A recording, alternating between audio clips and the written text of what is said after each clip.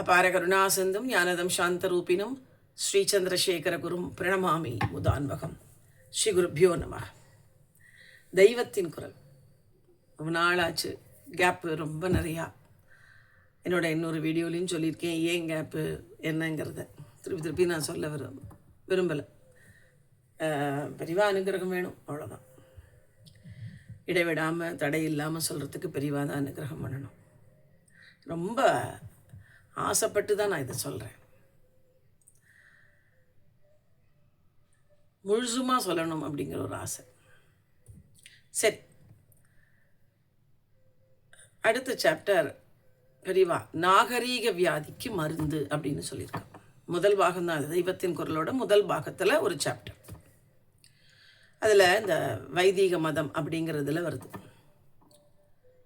நாகரீகம் அப்படிங்கிற ஒரு வியாதி இப்போ பரவிட்டு வருது அப்படின்னு அப்பவே சொல்கிறா பெரியவா, இல்லையா? நாகரீகங்கிற ஒரு வியாதி இன்னும் ஜாஸ்தி தான் இருக்கு. அந்த வியாதிக்கு என்ன மருந்து? மருந்து இருக்கு. ஆனால் அந்த மனுஷ பாவம் ரெண்டு கட்சிக்காரர்களோட இழுப்புக்கு நடுவில் ஜனங்கள் அகப்பட்டு.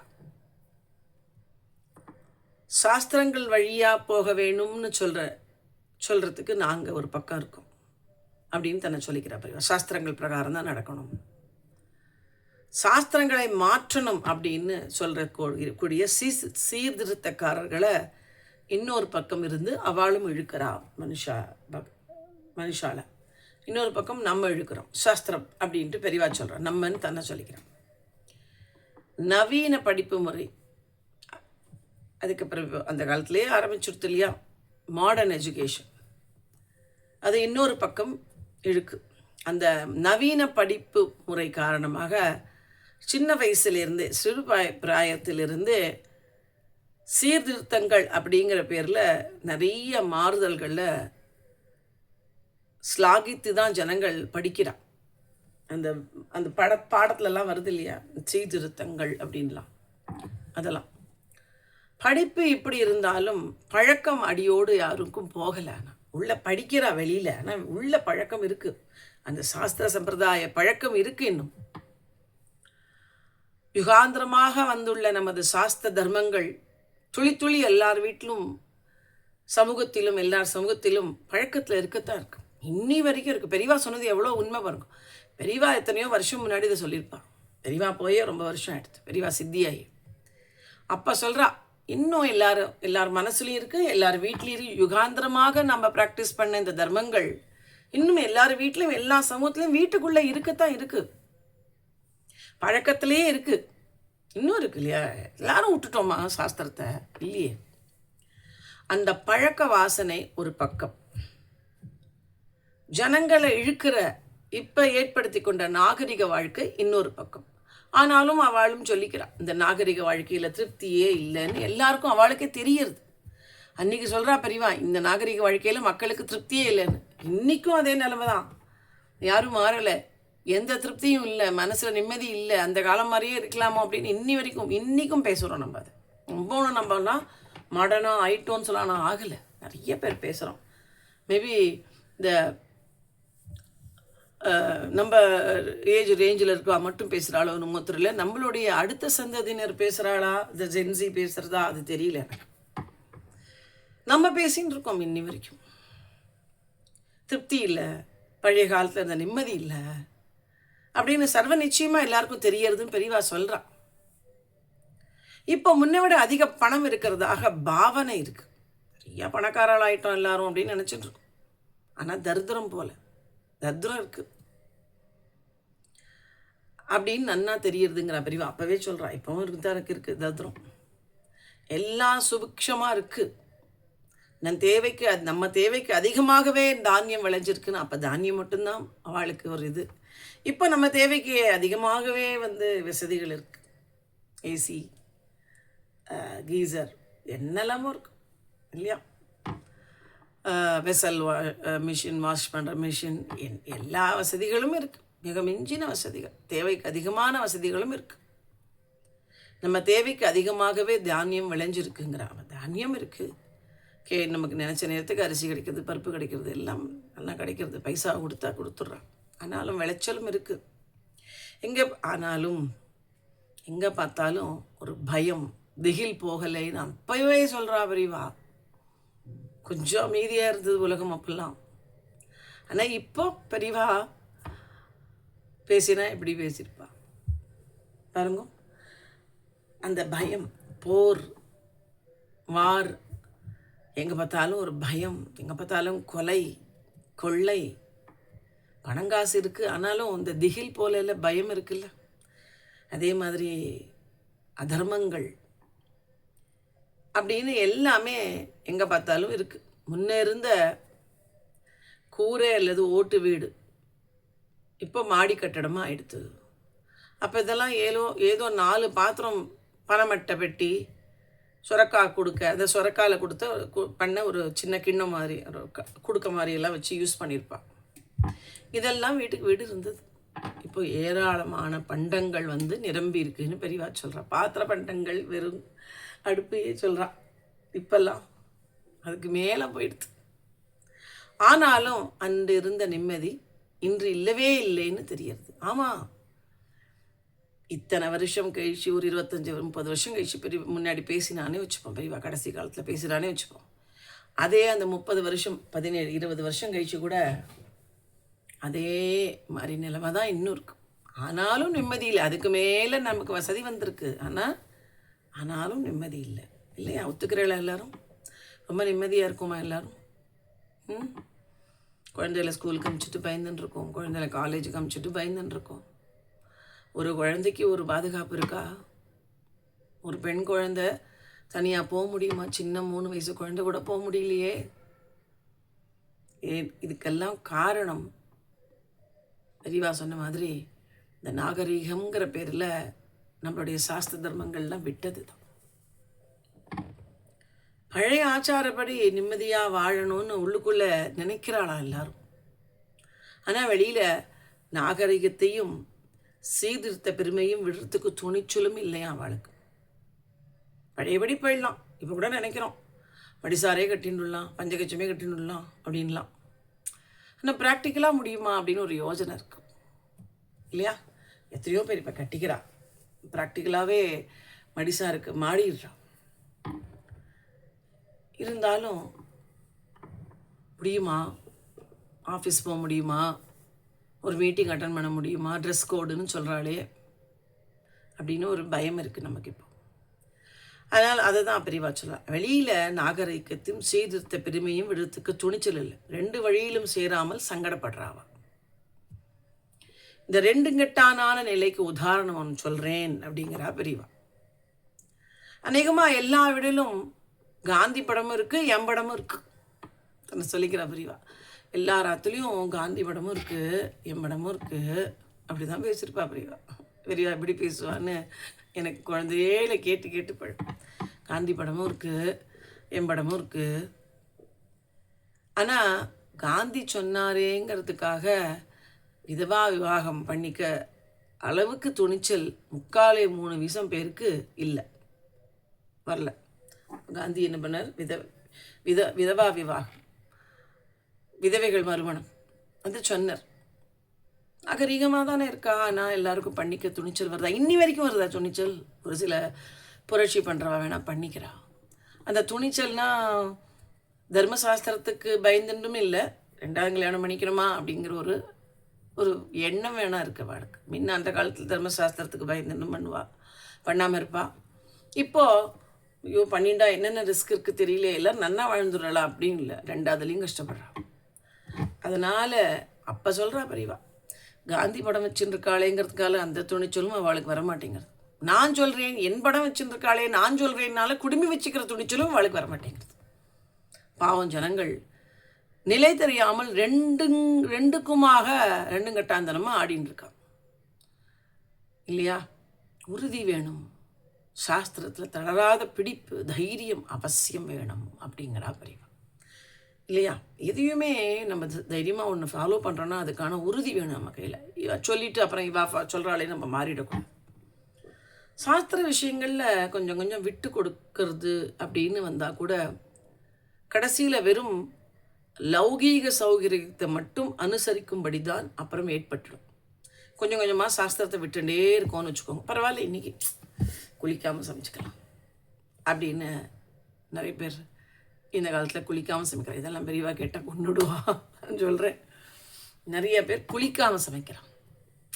பரவாயில்ல, குளிக்காமல் கோயில் போகலாம் அப்படின்னு கூட ஆரம்பிச்சிருவான். மன்னிக்கணும், குளிக்காமல் கோயில் போகலாம் அப்படின்னு கூட ஆரம்பிச்சிருவான். இதை சொல்கிறேன். அப்போ நான் இந்த காலத்தை சொல்கிறேன். அந்த காலத்து இதெல்லாம் பெரியவா மீன் பண்ணியே இருக்க மாட்டா.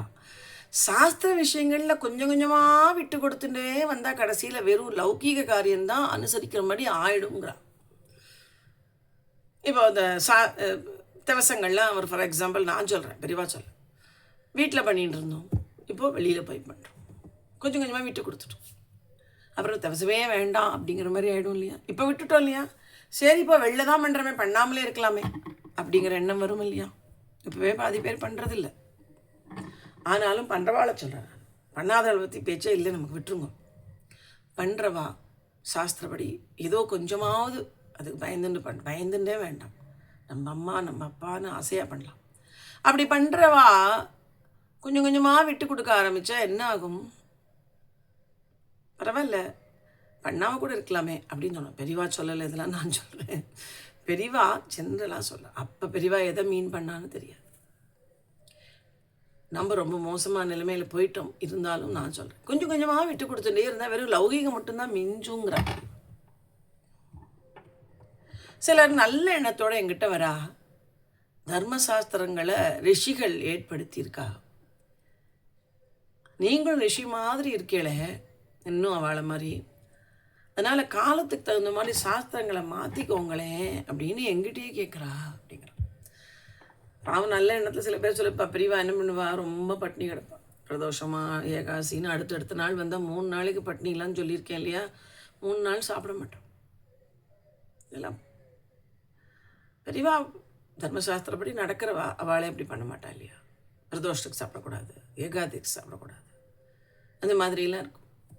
அடுத்தடுத்த தாள் வந்துருத்துனா ரொம்ப கஷ்டமாயிடுறதுங்கிறதுக்காக சொல்லுவாள். நான் நிறைய அனுபவங்களை நான் படிச்சிருக்கேன். நீங்கள் கொஞ்சம் அதை மாற்றிக்கலாமே அப்படின்லாம் சொல்லுவாள். அந்த மாதிரி அர்த்தத்தில் சொல்லியிருப்பா. என்ன தைரியமாக போய் பெரியவள்கிட்ட சொல்வாளா, நீங்கள் இது மாதிரி இருங்கன்ட்டுலாம் இல்லை, இந்த மாதிரி ஏதாவது சொல்லியிருப்பாள். வயலில் அதான் பெரியவா சொல்ல, வயலில் களை எடுக்கிறது போல் இப்போது காலநிலையை அனுசரித்து சில ஆச்சாரங்களை எடுத்துடணும் அப்படின்னு இவர்கள் அபிப்பிராயம். சரி, கொஞ்சம் கொஞ்சம் எடுத்துடலாம் காலத்துக்கு ஏற்ற மாதிரின்னு, களை எடுக்கிற மாதிரி.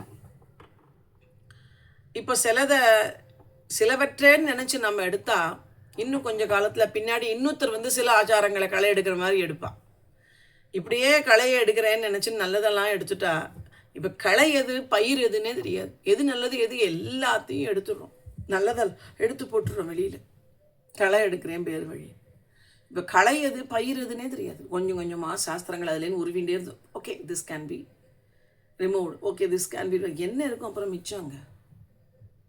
அதை தான் பெரியவா சொல்கிறேன். எல்லாமே முழுசாக போயிடும். அதனால தான் சின்ன அளவு கூட நீங்கள் விட்டு கொடுக்காதீங்க சாஸ்திரத்தைங்கிற பெரியவா. நம்ம அந்த காலத்துலேயே விட்டு கொடுக்குறனால தான் நம்ம இந்த அளவுக்கு நிற்கிறோம். இப்போது யார் மனுஷாக கட்டிக்கிறா? நம்மள மாதிரி 4 சமத்துகள் வேணால் கட்டிக்கும். யார் கட்டிக்கிறா? ஒரு பூஜைக்கு வந்தால் கூட மாமிகள்லாம் கட்டின்ட்டு 5 நிமிஷத்தில் பூஜை முடிஞ்ச உடனே அவங்க விட்டுட்டு 6 கஜத்துலையோ சுடிதார்லேயோ போகிறான். மாமியெல்லாம் ரூமுக்கு போய் மாற்றிக்கிறேன். எதனா 10 நிமிஷம் கட்டின்னு ஆற்றுக்கு போக முடியாதான்னு? பஸ்ஸில் ஏறக்கூடாதா? எதாவது அடிக்கிறானா? அப்படி தான் இருக்கா எல்லோரும். அதுதான் பெரியவா சொல்கிறேன். நம்ம அந்த நிலைமை கொண்டு வந்துட்டோம். ஸ்டார்தத்துலேயே கை வைக்கிற அளவுக்கு ஆகிட்டோம். அதுதான் பெரியவா சொல்கிறேன். கொஞ்சம் கொஞ்சமாக அந்த காலத்தில் சொல்கிறேன், கொஞ்சம் கொஞ்சமாக இப்படி நீங்கள் எல்லாத்தையும் உருவிண்டே இருந்தீங்கன்னா அதில் என்ன மிஞ்சோங்கிறா பெரியவா.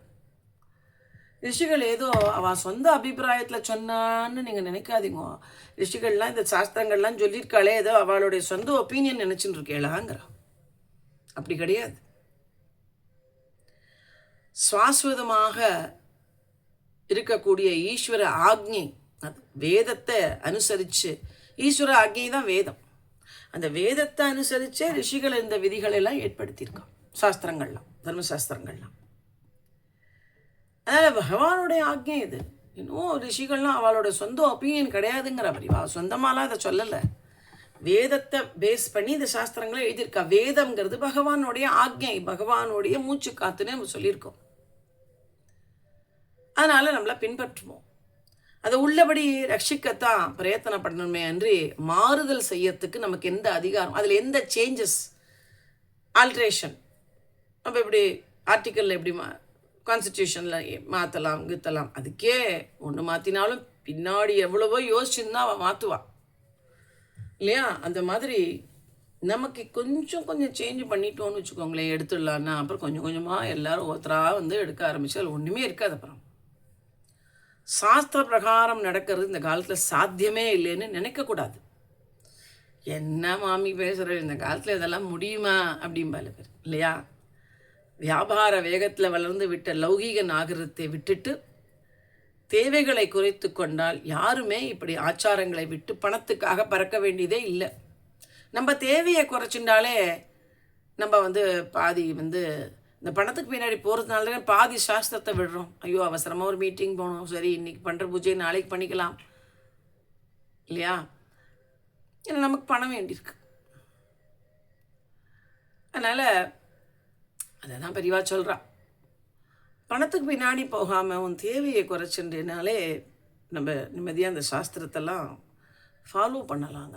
பணத்துக்காக பறக்காத போது பகவத் ஸ்மரணத்துக்கு நிறைய டைம் கிடைக்கும், அவகாசம் கிடைக்குங்கிறான். நம்ம என்ன பண்ணுறோன்னா ரிட்டையர்மெண்ட்டுக்கு அப்புறம் வேலைக்கு போகிறோம், கன்சல்டண்ட்டாக போகிறோம், சம்பாதிச்சது போகாதா இவ்வளோ தான் போங்கடான்னு பசங்கள்கிட்ட நீங்கள் சம்பாதிச்சுக்கோங்க அவ்வளோதான், உங்களுக்குலாம் சொத்தெல்லாம் நான் வைக்க மாட்டேன்னு சொல்லிட்டு நம்ம வாட்டுக்கு பகவத் ஸ்மரணையில் போகணும் ஆஃப்டர் ரிட்டையர்மெண்ட். ஆனால் ரிட்டையர்மெண்ட்டுக்கு அப்புறமும் நம்ம வேலைக்கு போகிறோம். நல்ல வசதி இருக்கவா வேலைக்கு போகிறாப்பா, வசதி இல்லாதவா போகிறா அது வேறு விஷயம். குழந்தைகள்லாம் இன்னும் வளர்ந்துருக்காது அது வேறு விஷயம். நல்ல வசதி இருக்கிறவா கன்சல்டண்ட்டாக போயிட்டுருப்பா. இங்கே வீட்டில் ஒரு சந்தியாவதனம் கிடையாது, ஒரு பூஜை கிடையாது, இது கிடையாது. சந்தியாவதனம் எத்தனை வயசானாலும் சந்தியாவதனம் பண்ண மாட்டேங்கிறா இல்லையா? அதை தான் சொல்லணும். நீ பணத்தை பின்னாடி போகாமல் உன் தேவையை குறைச்சிட்டு எப்போ ரிட்டையர் ஆடே அப்போ ரிட்டையர் ஆனால் போட போகிறோன்னு நான் சொல்கிறேன். உனக்கு தேவையில்லைன்னா வேண்டாமே, உனக்கு நல்ல பென்ஷன் வருதுன்னா ஆற்றுல இருந்துட்டு நம்ம சிவபூஜையோ ஏதோ ஒன்று பண்ணிட்டு பகவத் ஸ்மரணம் பண்ணிட்டு இருக்கிறதுக்கு டைம் கிடைக்கும். வாழ்க்கையில் நிம்மதியும் எப்போ தான் பண்ண போகிறோம், அப்புறம் அப்படியே போயிட வேண்டியதான். கடைசி வரைக்கும் அப்படியே போயிட்டே இருந்துட்டு பணத்தை பின்னாடி அப்படியே போயிட வேண்டியது. பகவான் என்னைக்கு உணர்வேள், பகவான் நம்ம என்னைக்கு உணர்றது, என்னையும் சேர்த்து தான் சொல்கிறேன். கர்மானுஷ்டானங்களை செய்ய பணவசதி தேவையே இல்லை அப்படிங்கிறா பெரியவா. ஆடம்பரமாக செலவு செஞ்சு பூஜை செய்யணுங்கிறது இல்லை. என்ன பூஜையில் நமக்கு என்ன செலவு இருக்குது சொல்லுங்க? ஒரு காஞ்ச துளசி தளம் போருங்கிறா, வில்வ தளம் போரும், பூஜைக்கு போரும். நம்ம சாப்பிட்ற அன்னத்தையே நைவேத்தியம் வச்சா போரும். அது கூட யார் பண்ணுறோம்? இப்போ சாமிக்கு யாராவது நைவேத்தியம் வைக்கிறோமா? விளக்கே ஏற்றுறாளா? ஃபஸ்ட்டு நைவேத்தியத்தை விடுங்கும். விளக்கு ஏற்றுறாளா? கோலம் போடுறாளா? யாராவது ஆற்று வாசலில்? எதுவுமே கிடையாது. அதுதான் நைவேத்தியம். நம்ம சாப்பிட்ற சாப்பாடே நைவேத்தியம் பண்ணால் போகிறோம். விவாகமும் சாஸ்திர அனுஷ்டானமும் தானே அதற்கு ஏகமாக செலவாகிறதேன்னு நம்ம கேட்கலாம். கல்யாணத்தில் இத்தனை செலவாகிறதேன்னு. ஆனால் பெரியவா சொல்கிறேன், இந்த இப்போ நடக்கிற கல்யாணம் எதுவுமே சாஸ்திர சம்மந்தமாக விவாகத்துக்கு சம்மந்தமே இல்லை. அப்போ சொல்கிறா பெரியவா, மாப்பிள்ளை இப்போ சொல்கிறான், ஜானவாசத்தை சொல்வா. இல்லைன்னா இந்த ஜானவாசம் கூட பரவாயில்ல, சாஸ்திரத்தில் இருக்கும். இந்த வரதட்சணையெல்லாம் வாங்குறா இல்லையா, அதை சொல்கிறான். ஆனால் இப்போது என்ன பண்ணுறேன், யாரும் வரதட்சணை வாங்குறது இல்லை. ஆனால் அதுக்கு ஆப்போசிட்டாக அதுக்கு அதிகமாக மெஹந்தி என்ன, சங்கீத் என்ன, தமிழ்காராளே சவுத் இண்டியன்ஸு இல்லையா, மெஹந்தி என்ன, சங்கீத் என்ன, இதெல்லாம் வந்து சாஸ்திரத்தில் எதுக்கு இவ்வளோ செலவு வைக்கிறேங்கிற பிரிவா. மிகப்பெரிய செலவாக உள்ள வரதட்சணை சாஸ்திரத்தை சம்பந்தமே இல்லைங்கிற பிரிவா. அதை மட்டும்தான் சொல்கிறா. பெரியவாளுக்கு மெஹந்தி சங்கீத்தெல்லாம் தெரியாது. சாஸ்திர சம்பந்தமான கர்மாக்களுக்கு பணம் முக்கியமாக இருந்திருந்தா, சாஸ்திர சம்பந்தமான இந்த கல்யாணத்துக்கெல்லாம் பணம் தான் முக்கியம்னு தர்மத்தில் சாஸ்திரத்தில் எழுதியிருந்தா பணக்காரர்களுக்கு மட்டும்தான் நம் மதம்னு உரித்ததான்னு ஆயிருக்கும். உண்மையில் அப்படி இல்லை. அறம் பொருள் இன்பம் வீடு அப்படிங்கிற 4 வாழ்க்கை பயன்களில் இன்பத்தை மட்டும் தேடி அதற்கான பொருளுக்கு அலைஞ்சு கொண்டிருக்கோம். நம்ம புருஷார்த்தங்கள்னு சொல்லக்கூடிய அறம் பொருள் இன்பம் வீடுன்னு இந்த வீடு இல்லை, நம்ம பங்கிற double bedroom triple bedroom villa கிடையாது. அறம் பொருள் இன்பம் வீடுன்னா வீடு பேர், மோட்சம் வரைக்கும் பகவான் கொடுப்பார். நமக்கு எல்லாமே நம்ம கேட்காமலே நமக்கு கொடுப்பார். அது பின்னாடி ஓட வேண்டிய அவசியம் இல்லை. ஆனால் அதில் இன்பத்தை மட்டும் தேடிண்டே நம்ம அலைஞ்சிட்டு இருக்கோம். இதை மாற்றி வீட்டுக்காக, அதாவது மோட்சத்துக்காக அறத்தின் மூலம் பாடுபடணும். அதாவது தர்மம் பண்ணுறோம். நம்ம தர்ம வழி, சாஸ்திரப்படி நடக்கிறது தான் தர்மங்கிறவர். வாழ்க்கையை எளிதாகி கொண்டால் பொருளுக்காக அழிய வேண்டாம். அறங்களை அப்போது பின்பற்ற முடியும். அறத்தின் பயனாக கிடைக்கக்கூடிய பேரானந்த வீட்டையும் நாம் பெற முடியும். அப்படிங்கிற அந்த தலைப்பின் கீழே, அடுத்த தலைப்பின் கீழே பிரிவா என்ன சொல்கிறா அப்படின்னு, சமயமும் சமூகமும் அப்படிங்கிறது அடுத்த தலைப்பு. நம்ம அடுத்த ஒரு வீடியோவில் பார்க்கலாம். ஹரஹர சங்கர, ஜெய் ஜெய்சங்கர். பெரியவா அனுகிரகம் தான் வேணும் எனக்கு இது கண்டினியூஸாக சொல்கிறதுக்கு, அவ்வளோதான்.